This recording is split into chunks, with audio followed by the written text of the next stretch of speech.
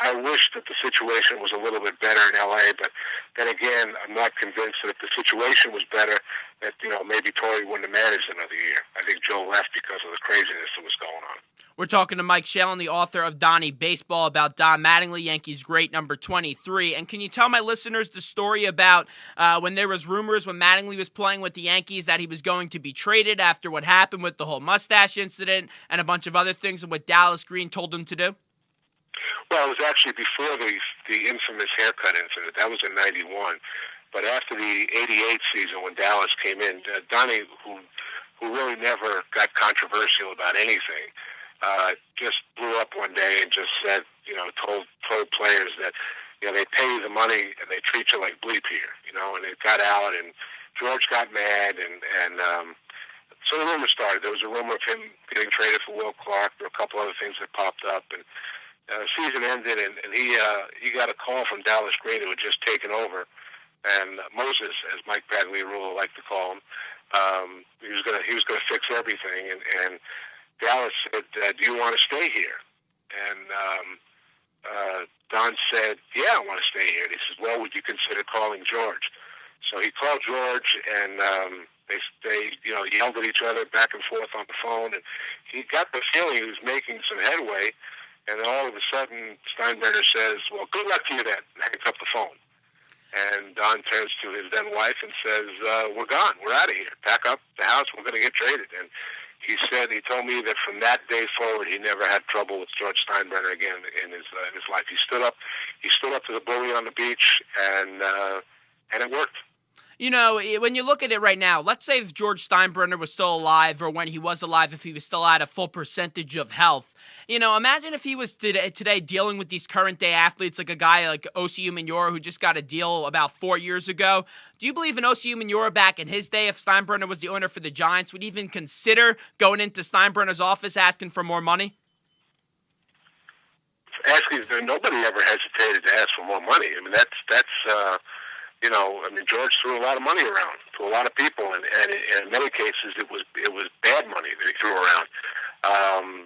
I do think that you mentioned Steinbrenner being at full capacity, but Don does feel that had George been at full capacity during the job interview, that he would have gotten the Yankee manager's job.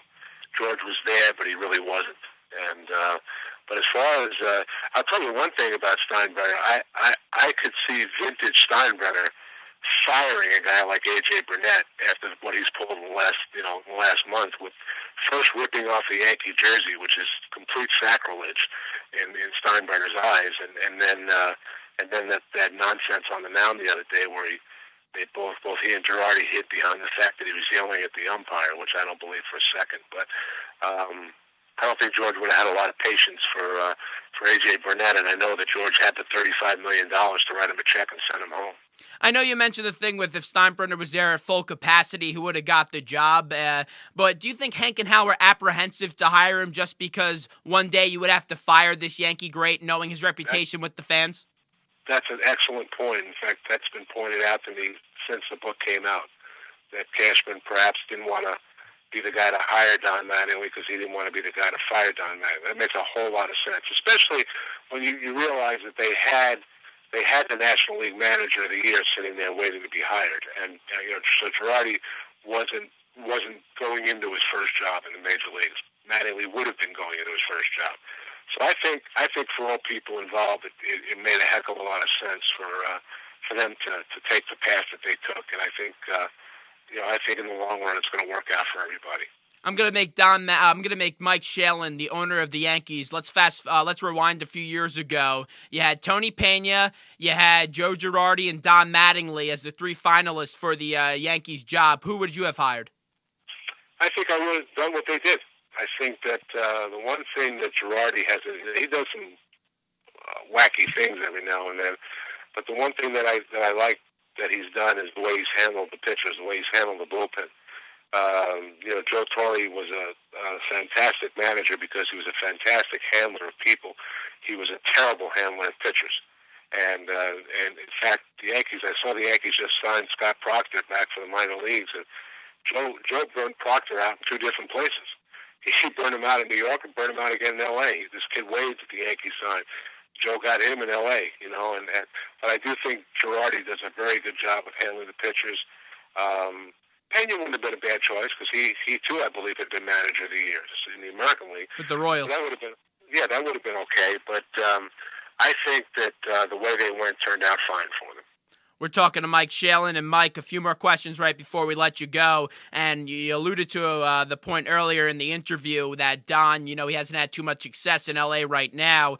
With the financial situation that's going on there, how safe do you think his job is as a first-year manager with the Los Angeles Dodgers? Well, I've had people tell me that if new management comes in next year, they can see him sweeping Donnie and Ned Colletti, the general manager, right out the door. So you can't be safe whenever there's an ownership situation that's as up in the air as that one is. I'd like to see him get another shot when the team is more financially solvent, because he has kept them playing hard. They were at 500 for a long time, and then they really dipped, and then they kind of, rather than giving it up, they've got some good players on that team. Kemp is as good as there is anywhere. Ethier, I think, is not the easiest guy to handle. They've got some, they've got obviously Kershaw is as good pitcher as there is in the National League. So they've got players. They just don't have the financial wherewithal to go out and make the team better. And it's a sad situation when you see how many empty seats there are in Dodger Stadium. It's kind of tough to watch, but teams go through stuff like this. They tend to come out of it, and I think that any kind of positive ownership that they get in there will pull the Dodgers right out of this thing. Do you believe Kershaw wins the Cy Young this year? Well, I certainly think that there's a handful of pitchers. Ian Kennedy is got to be considered in the mix. What is he, 16-3 or 15-3 or something like that? Obviously, Halliday's got to be considered in the mix, and I'm sure I'm forgetting somebody. Who am I forgetting? Baseball Tonight the other day said that if Cliff Lee has a good stretch down the run, maybe Cliff Lee gets in. That's what Shalin was saying. I'm not buying that with Lee necessarily, though. No, I don't think I am either. I think that Halliday will be the one guy to come out of that situation. But Greinke's another guy. If he finishes strong, he got 6 weeks left. So, Kennedy is Kennedy 15 or 16-3. I think he might be 16-3. I think you're right. If he went up 21-4, on a team that competes for the division all the way through, that's going to make him an awfully attractive candidate. One last question here right before we let you go. It's a two-part question. Do you think Don Mattingly will get in the Hall of Fame one day? And do you think if he won a World Series championship with the Yankees as a player, would that have got him into the Hall? No, and probably. I don't think he's going to make it. I do vote for him. I didn't vote for him when he first came on the ballot. I fell victim to the very thing that I don't like about the voting. I fell victim to the cumulative numbers thing. But if you match his, and I do this in the book, you match his numbers against Kirby Puckett's, they're scaringly similar. And obviously Kirby has the, not only the flair, but the 2 World Series championships. So, and it just seems to me that when a guy doesn't get into the ballot now, when they made this new Veterans Committee, I thought it was to get more guys in, and apparently it's to get fewer guys in. Because these guys have been really tough. I want to bring back the days of Ted Williams and those people who used to vote people in. But I think that if you invoke what I like to call the Koufax factor into the Mattingly equation and match his 6 years up against anybody, he was. If there was a better baseball player in the major leagues in the late '80s than him, it certainly wasn't a slam dunk. He was as good or better than any player in baseball for a 5 or 6 year period. And to me, that's the eye test. If you're looking at him and you see a star, plus all the other things he brought to the table, the defense, the leadership, the clean cut image, the never getting in trouble kind of stuff. Yeah, I think he is a Hall of Famer. Whether that means he's going to make it, that's another issue. The name of the book, once again, is Donnie Baseball, written by Mike Shalin. Mike, it's always great to talk to you. Let's do it again real soon when the next book comes out, whatever that may be. It will be the autobiography of Dennis Oil Can Boyd. Oh, you're not going to write an autobiography of Bob Gelb? Not yet. Not yet. I'm waiting until he passes. I'm going to do it posthumously for him. Thanks. I heard that. Mike, Thank you so much. Appreciate the time. Once again, it's a pleasure.